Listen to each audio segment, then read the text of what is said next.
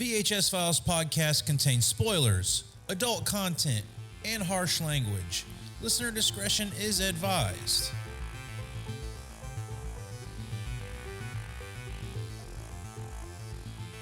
Welcome to the mini-sode. Welcome back, everyone. It's Josh. It's Jason. It's Eric. And we're doing a mini-sode for you here tonight. Something we've never done before. We're doing a few of those here lately. Top 4 tech horror. Take that for what you will. We made a little list of movies that we think kind of fits into that, and maybe there's going to be some discussion about what that actually is and people's interpretation of it.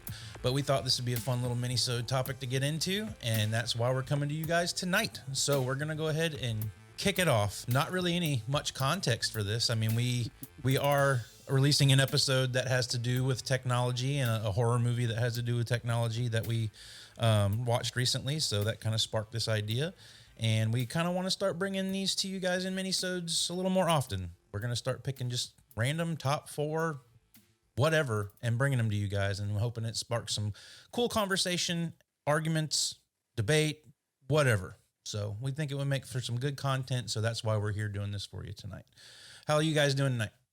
I'm doing pretty well. Just, worked, and that's it. How are you holding up, Jason? Jason's in Texas during the freeze. Where everything is falling apart? Well, we are frozen in the state of Texas. I am currently, and you guys can't see me who are listening, I am in winter clothes in my own house because it's that fucking cold outside. I love the cold, but this wet dampness stuff needs to go away. I mean, we hit above freezing today, but as of 2 days ago, we were at 6 degrees, and I lived here for the first 21 years of my life, and it never got that cold. So this is definitely something for the books. It's pretty nuts because it's even spreading to where like it's affecting my job. Yeah. The fact that it's so cold in Texas right now. So it's been a crazy couple of days since you guys got that crazy weather. Yeah, I mean, everything's kind of shut down. The city of Houston is one of the largest cities in the United States, is at like just nothing. Nobody's moving. Nothing's going. Yeah. You know it's bad when FedEx isn't even moving down the road. That's when you know shit is fucked. Yeah. FedEx. They'll even deliver from a crashed plane. Yeah. So it might be quite a few years later, but they'll eventually get it to you. So yeah. All right, we're not talking Tom Hanks movies tonight. or are we? We may be. Who knows? Who knows where this conversation's going to go, ladies and gentlemen? I just didn't know if we were talking. You said tech horror. I thought it was tech horror movies. I didn't know if this was the pornography channel that we're doing here now. Triple X versions. We haven't gone behind the curtain in the. We're not into all that yet, weird stuff like you are, Jason. I can't help it, dude. What else am I going to do here in the middle of nowhere? Well, I mean, I don't know about you guys, but some of the stuff I've got to talk about's got some pretty questionable, shit like that in it. So I got one that's going to be like that. Me and Josh might have the same one. I'm anxious to see if we do have any kind of like each person has one of the same movies or something. Eric, what you got? Well, I think the first thing we need to talk about is, I was given the prompt of tech horror, okay, which I was not totally confident in what that meant per se. So I did a little Google, and I basically, I'm looking at some lists that people made, some websites have lists, some letterbox lists, things like that, just to kind of see if there's something I'm forgetting, see what how people are saying it. It seems like there's 2 schools of thought.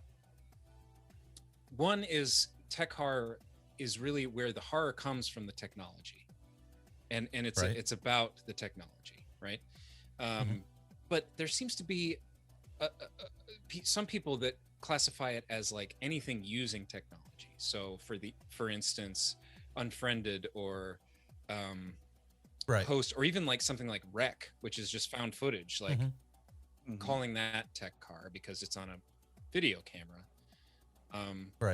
So that's kind of different. Well, I was going to say, I think Eric's good. He's bringing that up, and you're going to have these purists that say, no, that is not a tech horror movie, blah, blah, blah.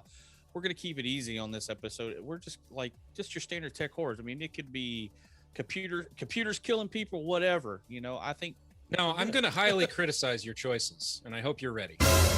Oh, I'm ready, considering that you're newer to the horror genre than Josh and I are. You're going to lose. Ladies and gentlemen, We've got Eric in this corner. We've got Jason in this corner. Let's get this started. No, we've been talking about top 4 topics for a long time, and then it actually became a little bit of a discussion within our panel of people here about like how we wanted to do some of these top 4s, and even how you conceive what you're picking for some of these top 4s and the topics we're throwing around. So I think that's part of the reason why we decided we wanted to do this, is because it can lead to some good conversation and debate. And I think this is really just going to be whatever you bring to it. If we would decide we're going to do a top 4 sodas in movies, take that for what you will. I don't know how far you could get down the road in that one, but it was just an example.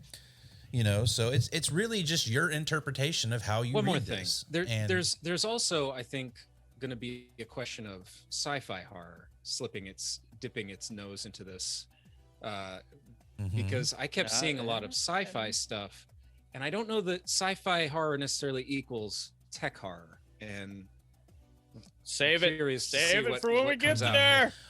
Well, there would be some debate there whether or not science fiction is technology or if it's just a genre. Yeah. Like there's a lot to be said there. So we've never done this before, and we're going to kind of hash it out here. I don't know how we want to do this. We did a top 4. We're kind of playing into sort of staying good with the social media aspect of things, something that we can just kind of throw up on our social media and say, these are our top 4, and sort of let people see what we've done with that. We're going to have an honorable mention, and we may even mention a couple other movies during this, but we're really just going to nail down these are our top 4 and an honorable mention. I don't know. How many did you guys end up picking? I've got maybe 10 or 15, but I'm going to list off. I think maybe we should just one at a time go around in a circle. We want to do one. Do we want to do one at a time, all 4, no. or do we want to go 4 each person? Okay.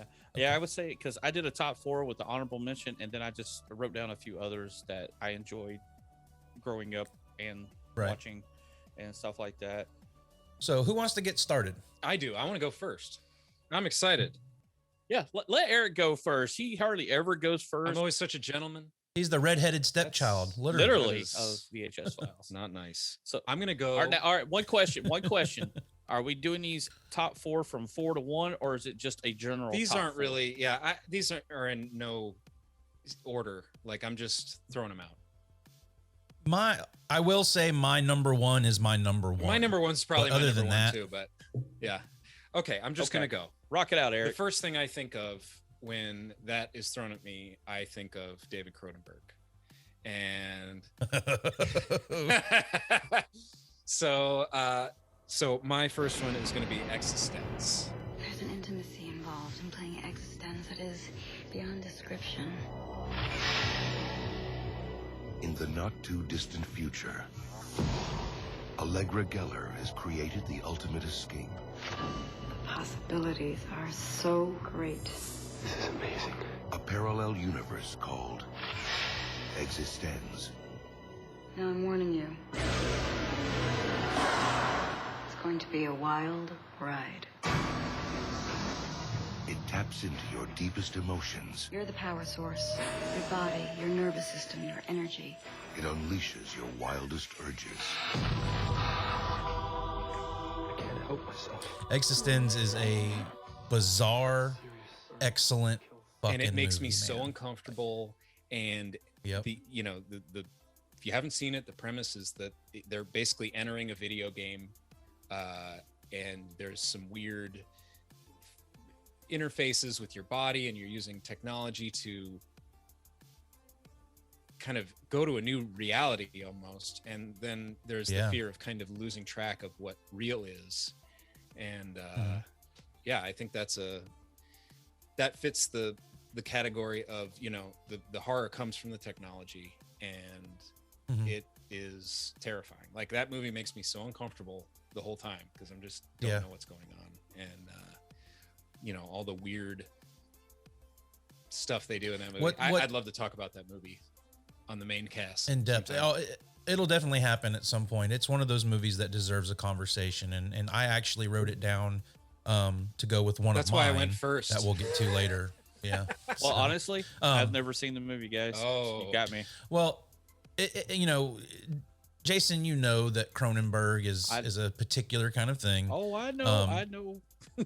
This one, you know, Existence gets a little highbrow too. Like it's, but what I love about that movie, and I won't go too far onto this, but I love how it combines technology and horror in a physical way, and like the flesh, you know. Yeah. Right. Like the Jason, you've never seen it in this. It's not really spoiler because it's part of the movie, but like they're going into this alternate reality, but like the technology is not hardware. It's like organic metal. It's not. organic. Yeah, it's like it's fleshy and it's. Well, that's Cronenberg. Like that's his forte. He wants to make it ooey gooey, fleshy type. You can reach out and touch it, and it was like his way to make technology body horror, and like, I mean, I agree. I wrote it down. It's not on my list, but I definitely wrote that movie down to mention. So, Jason, you want to go next? Yeah, well, I'm going to stick with Eric, and we're going to go with Cronenberg again. Yes. And we're going to go with it's actually a good favorite of mine. I didn't watch it till I was older, but I'm going to go Videodrome. Yes.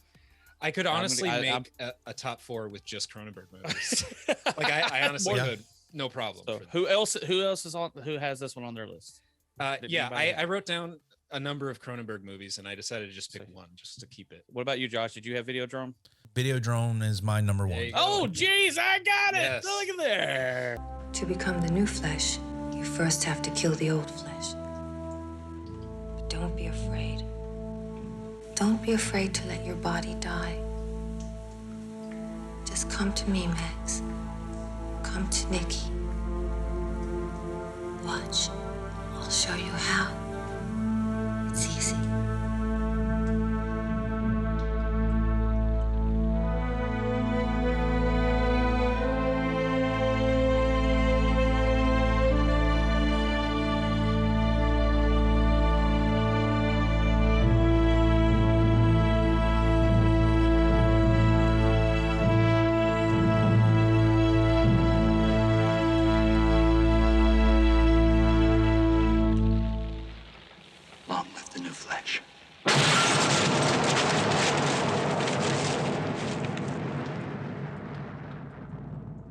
I didn't have it as my number one, but I had it on here. But I kind of listed them as movies I enjoyed growing up and stuff. But I did like this movie more as an adult because you have to really figure out what the hell is going on in this movie. You have to focus on it.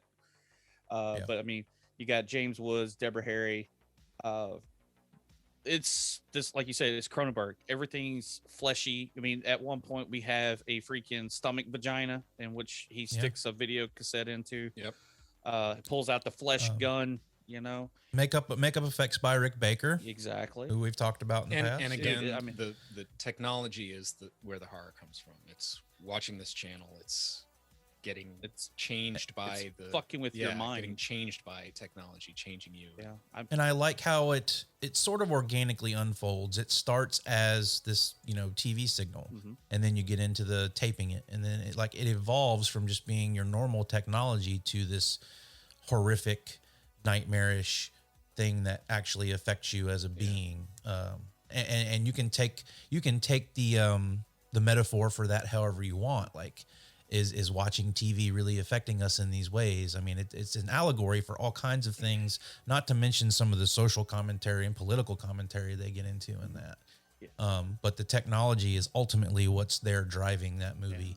Yeah. And I did not see Videodrome for the longest time. I was an adult when I saw it. Yeah. I can imagine seeing this as a kid and it really leaving an impression on me. I mean, some of that snuff type stuff is pretty gnarly. Oh, I saw this as a teenager. I mean, I wasn't like 30. I was probably on up in there, like close to high school. But when I saw it then, it was just like this gory, sick movie. And then as an adult, when you start, you're getting into the world and politics, and like you said, what is TV doing to us? The desensitizing of television to the human being, and all this other kind of stuff. You start to really. It messes with your mind. And also, I mean, Josh can relate. One of my favorite bands that I love, Fear Factory, even uses that line in one of their songs, long live the new flesh. Yeah. And I remember hearing that song and I'm like, that's from Videodrome. I loved it. It is interesting to think of why Cronenberg would be kind of exploring that message of, I mean, I understand he's talking about like influence and stuff like that, but just the idea of like being desensitized to violence. I mean, he's one to talk like, right. you know? But You're barking up the wrong tree there, Mr. Cronenberg. yeah, but like you said, like even in the other movie you guys were talking about, Existence. I mean, just the gooiness, like when, like you said, the whole stomach vagina thing when he shoots the guy with the flesh bullets, and then his cancer starts growing in him, and he's, all that. Yeah. Oh, I love that. That's one of my coolest scenes ever. Is when he's kissing the TV and it's folding around his head. I was like, how did they do that when I was a kid? I was like, what the hell am I watching? All the visuals of the melty VHS that he's holding, that he has to put in his, got a heartbeat. And like how the TV becomes gooey and starts moving, and not just that he's sticking his face into the screen, but the whole thing's moving around him. And I mean, this movie is definitely like a nightmare on film, for sure. Yeah, for sure.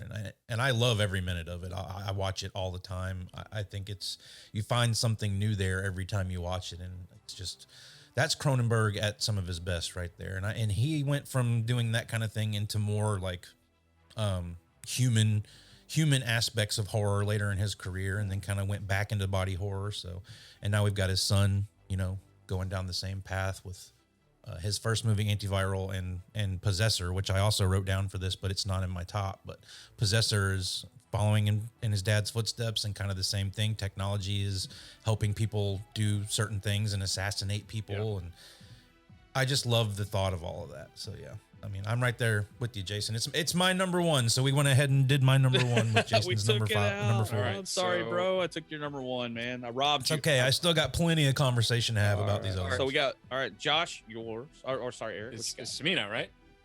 No, well, Josh really didn't. Josh, you want to jump to yours? We'll just kind of combine those two, and I'll do another one after you guys. Oh, you want me to go? Okay. Go, damn it. So, I wanted to get my Cronenberg out first because that's the director I think of the most. Oh, Eric, put your Cronenberg away. I don't want to see it. That's what I'm about to say. I knew he was going to get his Cronenberg out. I mean, I'm like, is there something your wife needs to share? Something? Is that what you call this? At home? I don't know. It's weird. All right, so when I'm thinking simply of the definition of the horror is technology, what is the most dangerous technology that I can think of? Skynet, the Terminator. God damn, that's my second one. That was my number 3, and that's the one I thought I was going to argue with you about, Eric. I even told Josh yesterday I'm going to argue about this one, and that's the one I thought I was going to argue with you. So now I don't get to argue. In the 21st century, a weapon will be invented like no other. This weapon will be powerful, versatile, and indestructible. It can't be reasoned with. It can't be bargained with. It will feel no pity, no remorse, no pain, no fear. It will have only one purpose: to return to the present and prevent the future. This weapon will be called the Terminator. You're dead, honey. Yeah, what better example of technology going too far and backfiring on humanity than Skynet, than the Terminators. That's it. It's the perfect example of that, and it's a great movie, and it's a classic horror movie, and that's it. I don't know what to say. Well, that's the thing where we were talking about where genres kind of cross mesh. I mean, I think maybe T2 and the other ones, those are definitely sci-fi action movies. They became big Hollywood blockbusters. But the first Terminator movie, and I even did my research on this because I've always thought it was more of a horror movie.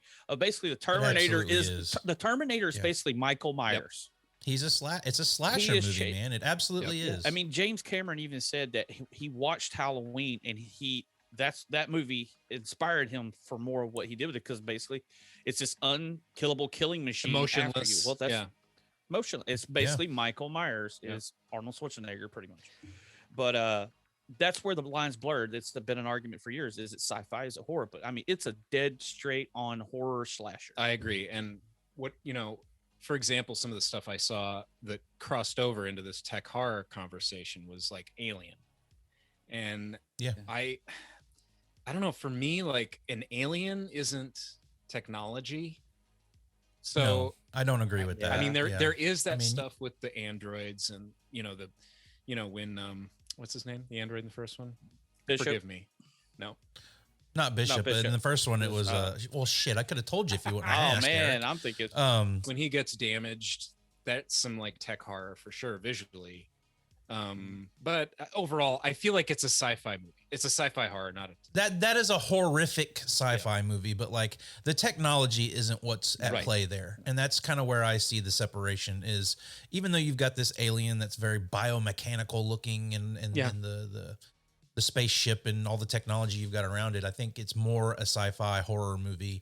And the technology is not what you're running from there. It's the actual, it's an actual physical being, you know? Yeah. And unlike, like you said, with Terminator, I mean, this thing is, I mean, we think it's unkillable. I mean, we find at the end, of course, it is somewhat, when you crush it with a freaking press, but, I mean, it is, it's just this guy stalking this lady. I mean, granted, it's set in the future and then comes to present time. When that movie? When they put you on the hydraulic press channel. YouTube channel. Very. Will it crush?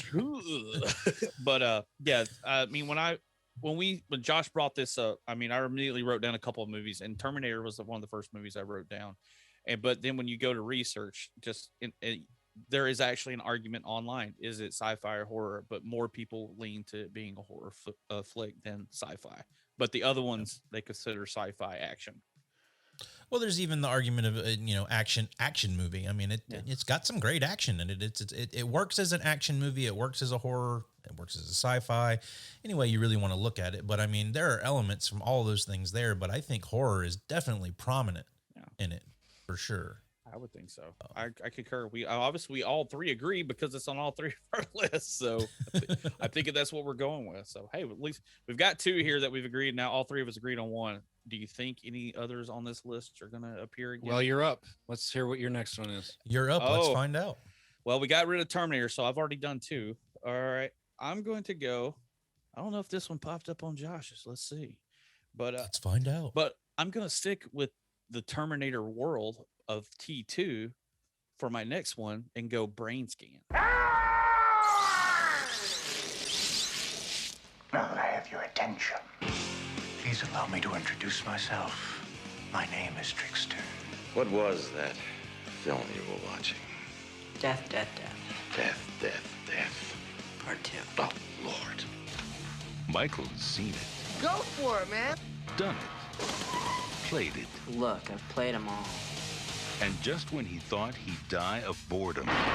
Brain Scan, the ultimate experience in interactive terror. Never leave home without it. You're in the game, man. Because Edward Furlong is in Brain Scan. Yes. I went with that. Loved this movie when I was a kid. I mean, it actually came out when I was in high school. It was like 1994. But I mean, it's the whole video game thing. I'm wanting to be a killer. Maybe there's a little demonic thing going on too, but it all takes place in a video game. And I figured this might show up in Eric's because I know Eric's the video game guy. Well, I'll tell you what, Jason, it didn't. But I've not seen it. And I saw it when I was, kind of looking around on Google. I saw it come up on a lot of lists for tech horror movies. So I'm not surprised to hear you say it, but I had not seen it, so I couldn't include it on my list. Josh, I mean, I know you've seen it. Oh, for sure, dude. And it is not on my list. Yay! I'll go ahead and say that. I'm unique.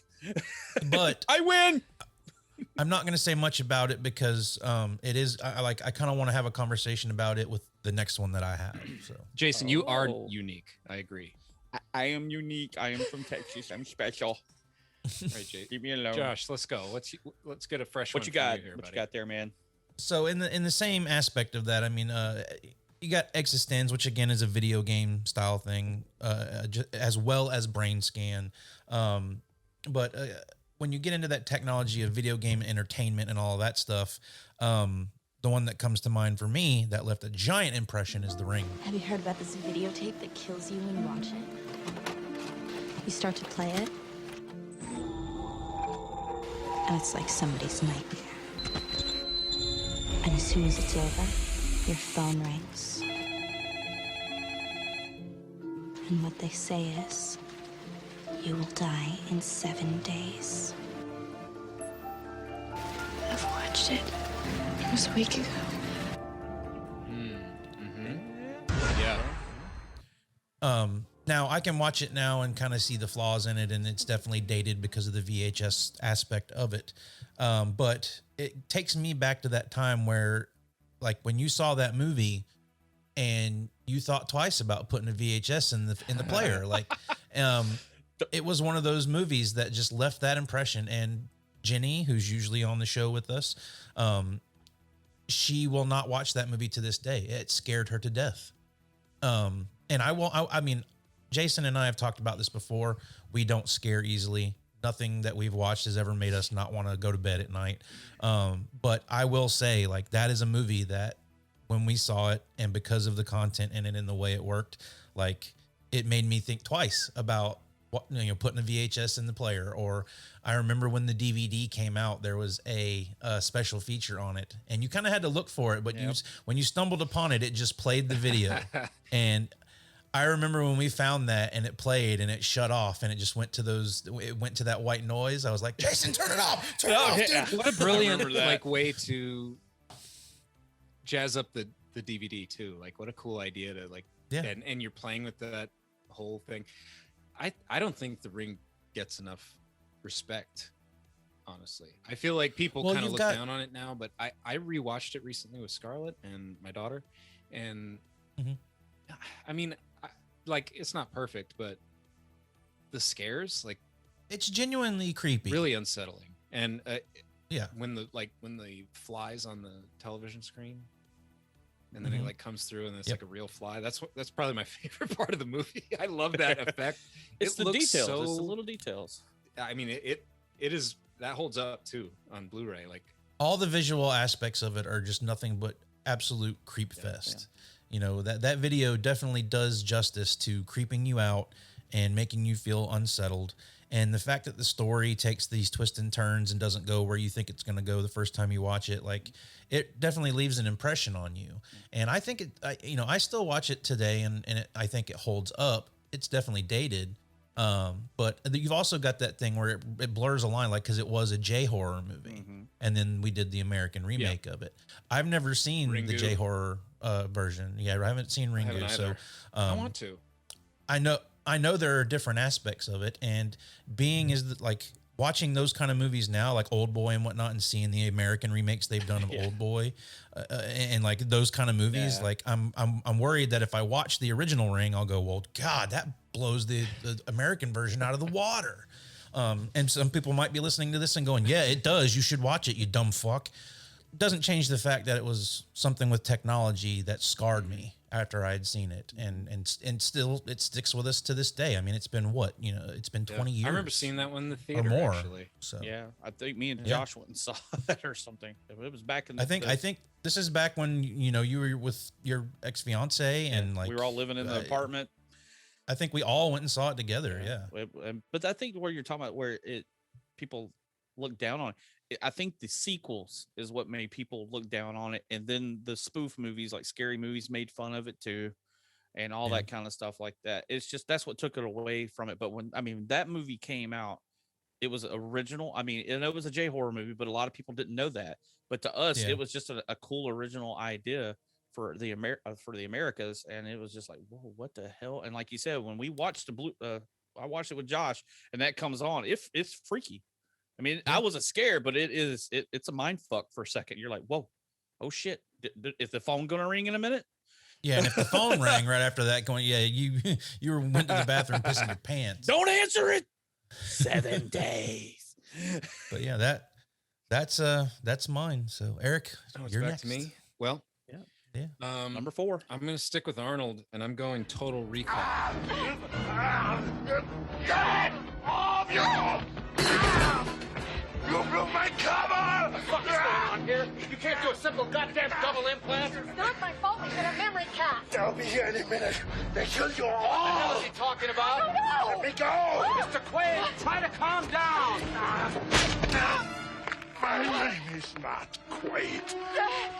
No, untie me now. Grab his leg. Untie me. Hold it down, quick. Let me go.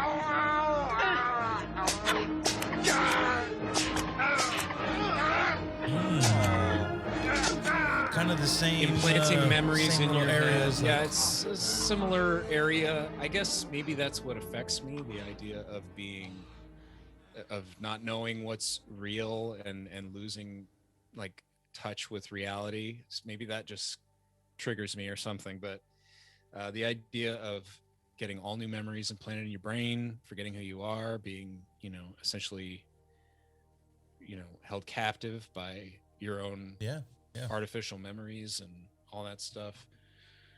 What I love about Total Recall is it can be looked at as one of these dumb, fun Arnold Schwarzenegger movies, but it actually has ideas and things that make you think in it. And I love at the end of it, like, you don't really get a resolution. You don't really know what is reality and what isn't, and where he is now. And it's one of those that plays with your mind a little bit, especially, I think it's a lot more high concept than you can give like a Arnold Schwarzenegger movie credit for. Yeah. Well, I mean, it's based on the Philip K. Dick book story. So, it is an elevated idea and a really interesting concept and great movie. I mean, Absolutely. we all loved it as kids. I mean, you had the prostitute with the three boobs. Three boobs. I mean, what is there not to like? I mean, even when they did the remake, everybody said if they don't put the prostitute with the three boobs in it, the remake is going to flop. They did, but the movie still flopped. So, but no, I love that. I mean, I actually remember seeing that in the theater in Abilene, Texas, on a summer vacation. That's how I remember Total Recall with the family. My mom's I was friends, too we young all for went that to- one. Yeah, it was definitely, you left there, and you're, even as a kid and even now, you're like, was that the implanted memory that went through the whole movie, or did he consciously wake up from the memories he had implanted to begin with, and he's back to his normal? It's like you said, you definitely got to think about it. You don't know what really happens. There is no real resolution. You're like, is this real or is it not? Is he just still sitting in the machine, but he thinks he saved Mars? Or more specifically, am I sitting in a machine? Yes, watching this movie. Am I in a simulation? We could be sitting in the machine right now. Yeah. And that's Unplug truly from terrifying the Matrix to me. Unplug the Matrix, people. Yeah. So, and not the only time you'll see Paul Verhoeven deal with technology and the horrors of that either. Like, you got RoboCop a few years before that. RoboCop made my list as well. Not my list, but my long list. Right. Jason, I think actually so did the Ring. Well, I had the Ring on there too. Forgot to mention that. Well, I'm gonna go with this one. I don't know if it popped up on anybody else's, but this is from where I grew up and the lifestyle and the people that I grew up around here. This movie held a big thing to me because I was really into this at the time when I was a kid. But I went Maximum Overdrive. God, you love that damn He movie. does. That do. movie, it comes up in Maximum Overdrive is your Masters of the Universe. Like, you keep hounding me about Masters of the Universe. Fucking Maximum Overdrive, dude. Like, when we talked about movies that need to be remade, that needs to be remade with a better acting, better script, probably, but still the same premise. I feel like it needs to be I feel like Maximum. It needs to be remade. Shut up, Eric. It needs to be remade with Stephen King directing it again, with Emilio Estevez in it again, and just bring the whole cast back and do a remake. That's the way they should remake that movie. But, like, you get a do over here, Stephen King. They Try should it have again. Michael Bay remake it. There you go. Because I think we talked about this, and I brought Maximum Overdrive up, and I think even one of y'all agreed that it probably needed a re-imaging, a touch-up for the modern day. But I grew up here with log trucks, big trucks, my whole life. I mean, my grandpa drove a truck. My uncles had family members who worked on big trucks. So I grew up around trucks. And then they made a movie about nothing but big trucks. Yeah. So, and I mean, I was so into the trucking world like that. I mean, I know that the truck with the Green Goblin on the front of it. Hello, I love Spider-Man, and I have a truck with the Green Goblin on the front. Amazing. What else? I even knew that it was a Western Star diesel truck because that's how much I was into trucks back then. Trucks. God, Peterbilt, fucking dork. Peterbilt's, Kenworth's, white GMC, blah blah blah. Yes, I grew up in Texas. We know trucks, but I mean, it's just what I knew. I'm into them now. Well, I'll tell you what, know, Jason. I I have not seen Maximum Overdrive, so what? if you watch it You're now, not you're not missing going much. you're not gonna like it I now, bro. I own it, but I've never seen it. But and there's a couple of clips I had pulled for this in here. I mean, we had a cool soundtrack all done by AC/DC, so you know that's why most people probably went and watched it in the 80s. So, but you know, the whole who made who type thing, and but I mean, it was Stephen King's directorial debut, and he hated it so bad he never directed another movie again. So, but I enjoyed it. It was it's one of those nostalgic movies for me, and that's why it's on my list. It's not because it's a great, you know, thinker movie or nothing like that. It was just a fun movie for me as a kid. Now, as an adult, does it have flaws? Many, but I'm still going to turn it on and watch it because it's just a fun movie. And a lot of the movies we talk about, they might not be the best movies, but they had something in them that we enjoyed, and I just enjoyed it as a kid. Absolutely. So, and back then, Emilio Estevez, he was a rising star, man. He's cool, man. Went on to do Totally. Young Guns. Yeah. Mighty Ducks. And you got the girl who what's her name? The girl who does the voice of Lisa Simpson is in there. Yeah, the Billie Jean girl. Yeah, the girl from Legend of Billie Jean. Yeah. That's a movie I want to talk about on That's this a good podcast. movie. Yeah, we'll get it. We'll do that one on the main show. But yeah, that's my fourth pick. I mean, I got honorable mention, but Josh, what you got for number 4? I feel like I should get to pick more since you guys took 2 of mine. Yeah, pick more. Or well, no, Jason took 2 of mine. Or no, Eric took Terminator. Jason had Videodrome. Yeah. So I'll pick another one. Well, I have a backup as an honorable mention, and then just a little short list of movies I thought. Yeah, we'll talk about extras, so it doesn't matter. Yeah. Well, I'm going modern for this next one since everything's been pretty much back in time. Ex Machina. So, do you know what the Turing test is? Yeah, I know what the Turing test is. It's when a human interacts with a computer. And if the human doesn't know they're interacting with a computer, the test is passed. And what does a pass tell us? That the computer has artificial intelligence. Are you building an AI? I've already built one. And over the next few days, you're going to be the human component in the Turing test. Holy shit. Yeah, that's right, Caleb. You got it. Because if that test is passed, you are dead center of the greatest scientific event in the history of man. If you've created a conscious machine, it's not the history of man. That's the history of gods. You bastard. I knew that was coming. You got me. Dude, that was my next one. When we made this list, I have friends that are in the movies, and I said, Eric and Josh will have this on their list, possibly number 1, because that's the kind of movies they're into, and it will be on this list. I mean, it's the perfect movie for this list. It's really what technology could do to us as a society. And it is, what I like about it is it is confined, and that it takes the time to show you the horror behind what could actually happen if AI came to fruition, what the possibility of that would be, and how they could be just as manipulative as we are. But I love the fact that it's a one location movie. I love that it builds this relationship with your character, Dom Hall Gleason's character. I don't know his name. And then the robotics guy or whatever with dude from Star Wars. What's his name? They're both from Star Omar Wars. something or up. Somebody didn't do their homework for this. No, I didn't write down any names. But So what's his name? Anyway.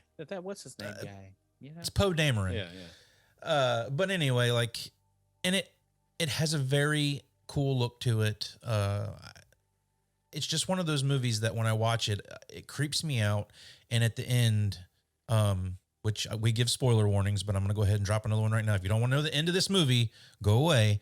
But when it ends and she is free in the world, it really sends shivers down my back. And it's like, holy shit.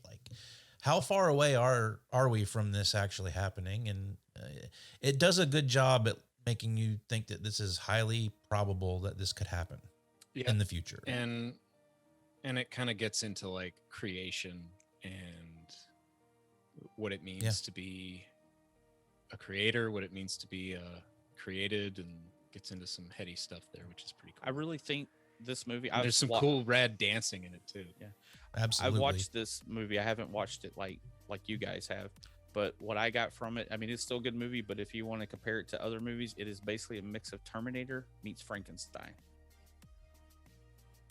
AI taking control and a thing we Next created, movie. and it goes Moving out into the world. Get out of here.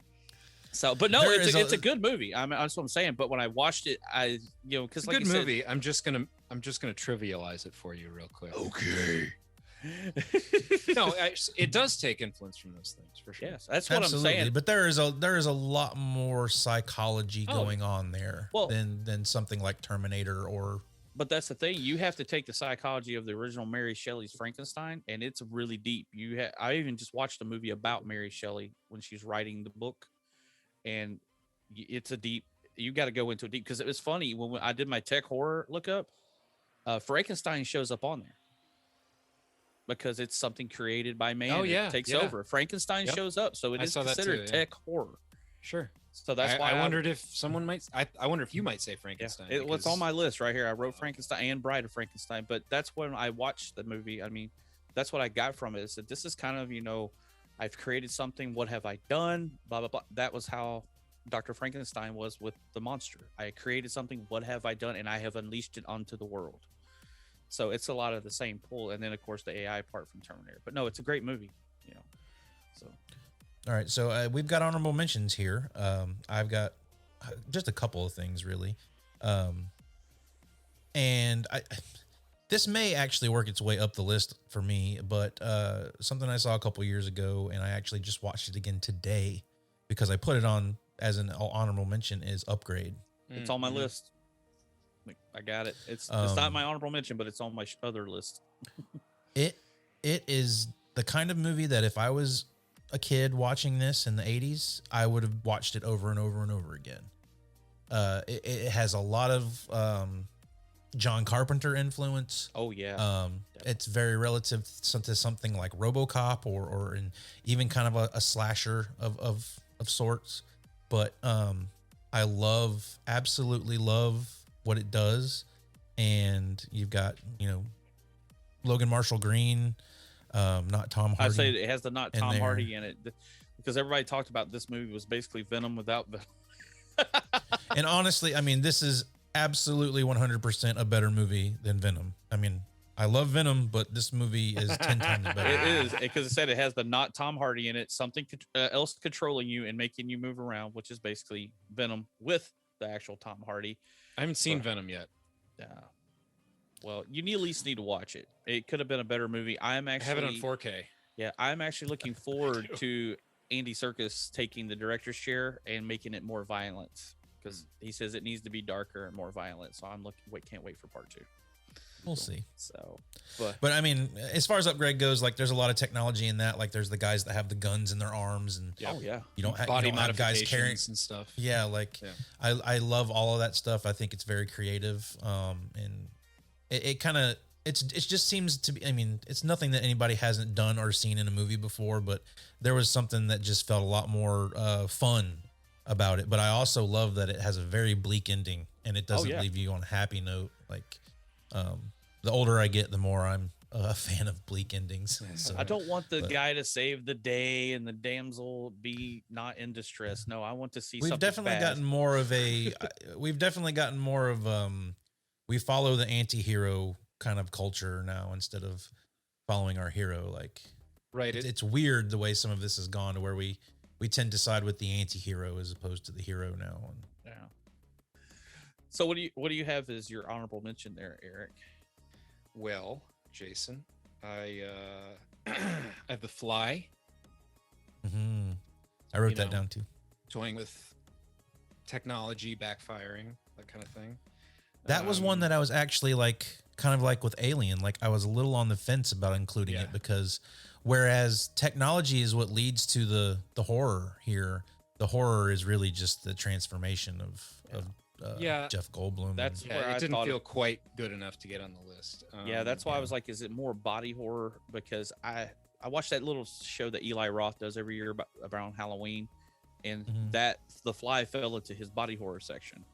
Yeah, like with Society, The Fly, Hellraiser, and stuff like that. But the pods is what does it. Well, I mean, yeah, he builds the machine that does it to him. So his technology basically screws him over. Yeah. So, and I was also going to say The Running Man. That's just basically that's society being run by TV. Yeah, like pretty much. The idea of TV, you know, kind of. I can see that. It's not as strong as some of the other ones, but the idea of like reality TV. Yeah, and that is the world where that's come since that movie, and the level of reality TV we have now, and the reality TV star as our president for a while, you know, and. I mean, the thing you got to think about there is, I mean, it's a network that's kind of taken over, but you think about now, like with YouTube culture, and I mean, kind of the TikTok where we're at as a society is, TikTok and all that stuff. Yeah, it's definitely relevant. And one more. I got Cloudy with a Chance of Meatballs. Yes, you seen that movie? Yes, the machine goes crazy. Yes, I can agree with that. I like the children's movie choice, Eric. You're Thank awesome. you. I wanted to throw that in there. Gold star for you, bro. And 2001. I was gonna say, can't believe nobody said 2001. Yeah, but see, and you could say Blade Runner as well. Yeah, could. Yeah, I mean. 2001 is it's a lot more than a horror film. Yeah, there's a lot to unpack with that, so it's not one of those that's just like easily attainable to that sort of. Well, but if you look it up on your Google search, 2001 is one of the first one that pops up for tech horror because of how. Yeah. But that's the thing is, I was surprised up until this point that neither one of you guys said 2001. I figured one of y'all would say it. That would be a movie that would be on a different kind of a top 4 for me, I think. But my honorable mentions, I'm gonna throw out there. It's a movie that I think me and Josh both like because it's just a fun watch. Shocker. I mean, I've not seen that. I've watched it. I like it. It's not one of my favorites. It's a Wes Craven. That's what I'm saying. movie. It's a fun movie. It's not like a favorite, but I just love. It's just stupid fun. What's funny is when the movie came out, I was looking it up. It actually got good reviews from like I think Siskel. That it was good until the end, which Josh knows I'm talking about, where they start skipping through TV channels and they're running around in your TV. It's kind of funny. It gets a little crazy. I won't say it gets a little cheesy. The whole damn movie is cheesy. Yeah. So, but I had that in there as my, and then some of the other ones I threw on the list. You said upgrade already. I threw 976 Evil to stick with the horror side. I haven't seen Chopping Mall. That's a good one. Fits in there. And Halloween 3. There you go. And Lawnmower Man. Lawnmower Man. Seen it. That was one that popped into my head too, and I haven't seen it. But I Neither know one of y'all. I with... saw that with my mom in the theater with Pierce Brosnan. Nice. I saw that. You saw that with Pierce Brosnan went to the theater. Yes, he was there, dude. You? I hung out Did with you guys Remington share Steele because back in the day he was Remington Steele. So that was before Bond, I do believe.